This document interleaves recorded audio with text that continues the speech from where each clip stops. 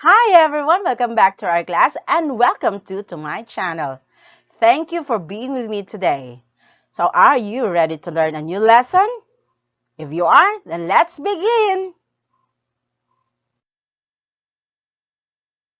Today's lesson is a continuation of lesson 6 or our lesson on singular nouns and plural nouns. So what do we mean first by singular nouns? Singular nouns are of course the nouns that mean only one. Okay? But when we speak of plural nouns, then we are referring to nouns that mean more than one or two or more nouns. In our previous lesson, we also talked about how to form plural nouns. But in making singular nouns into plural form, we follow certain rules. Like first, for most nouns or regular nouns, we simply add s to nouns. Examples: if it's bed, it becomes beds, or sister becomes sisters.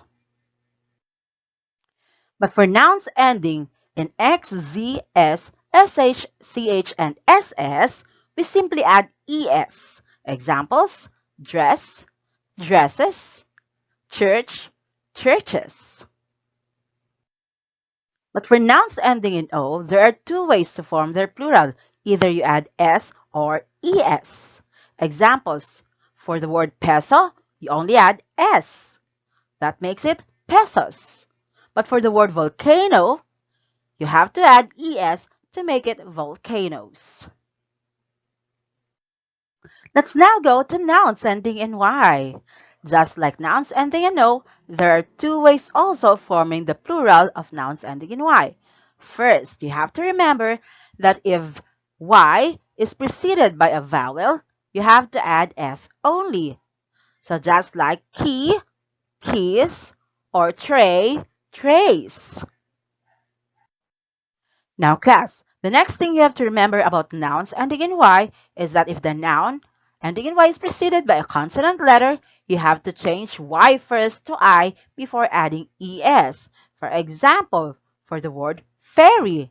So, with the word ferry ending in y, but has a consonant letter before it, you have to change first to I before adding es to the word. Same goes with the word puppy. P is a consonant letter preceding Y, so therefore we change Y to I before adding ES. Moving on to the next rule. Some nouns ending in F or FE form their plural by adding S at the end of the noun, just like the word chef, chefs.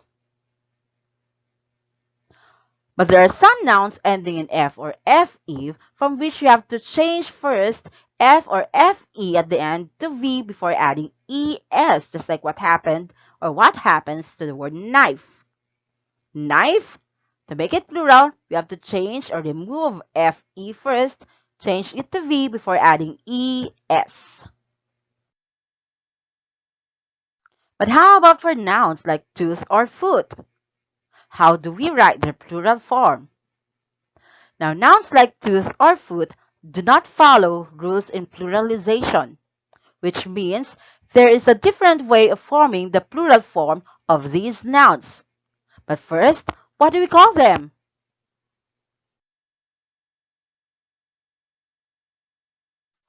Nouns like tooth or foot are what we call as irregular nouns. Irregular nouns are nouns that change or retain the spelling to form their plural. These are nouns that do not follow rules in pluralization. For irregular nouns, some nouns form their plural by changing their spelling. Examples: if there's only one of that, then you say child. But since there are two, we say children. This one is a cactus, for we see only one. But if we have two of them, it becomes now a cacti. See the difference, class? Both of these examples change their spelling to form their plural. Another one we have here. Yes, foot if it's only one, but it's feet if we have two. Now let's take a look at other examples, like goose, if it's only one. We say geese if we have two or more. How about this one? Do you know this one? Do you recognize this one? Yes, oftentimes we use this in our board games. And we call these as dice. We say dice because there are two of them. But if it's only one, we say die. Yes, the word dice in itself is already a plural form. How about this one? Of course, you know that already, right?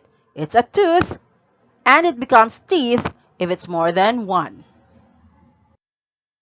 Let's take a look at other examples, like a man, when it's plural, becomes men.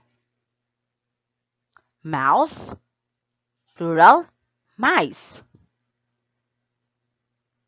When it's singular, we say a person. But if it's plural, we say people. If you see one ox, you say ox. But if there are two or more, you say oxen.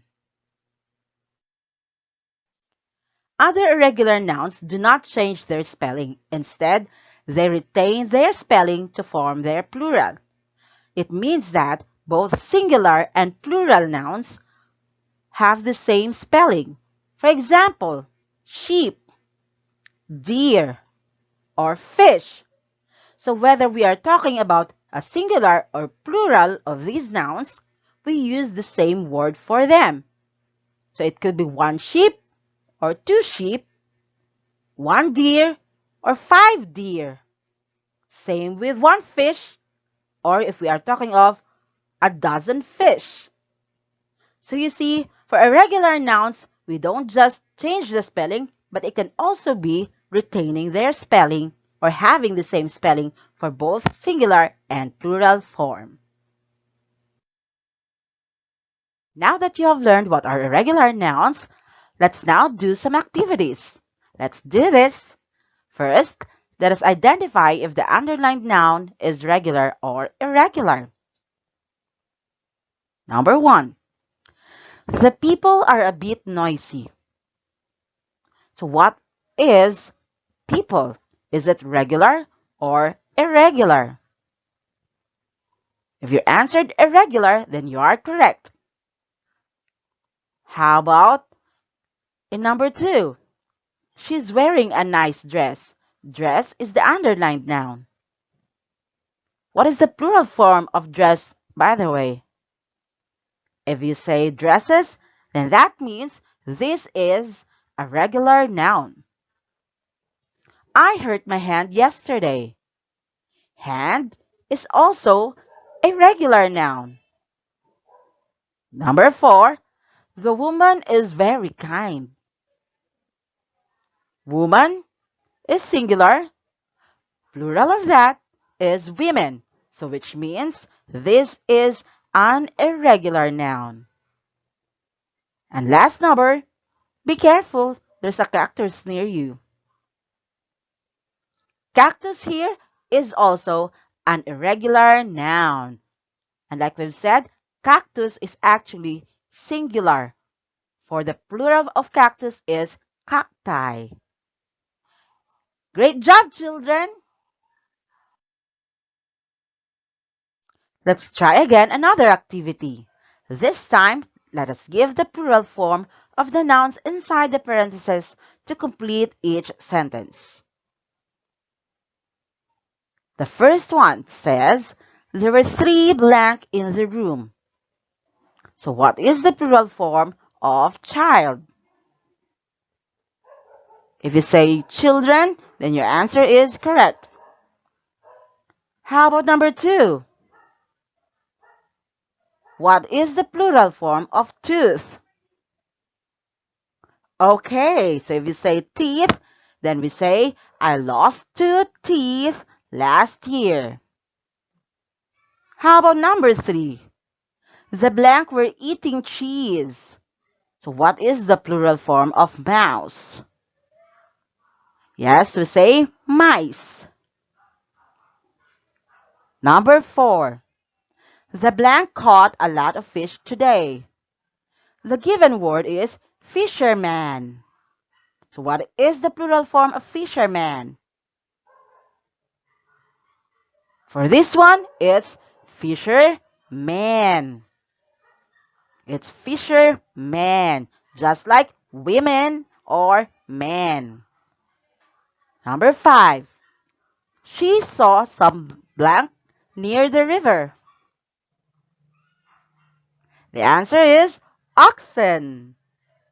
And that's it, kids. Very good. Awesome job again.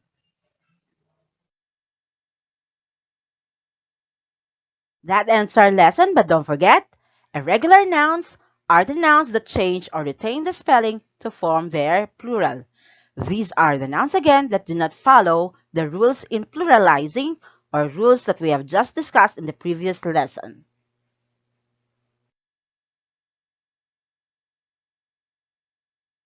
So that's it for today's lesson. So thank you everyone for being with me.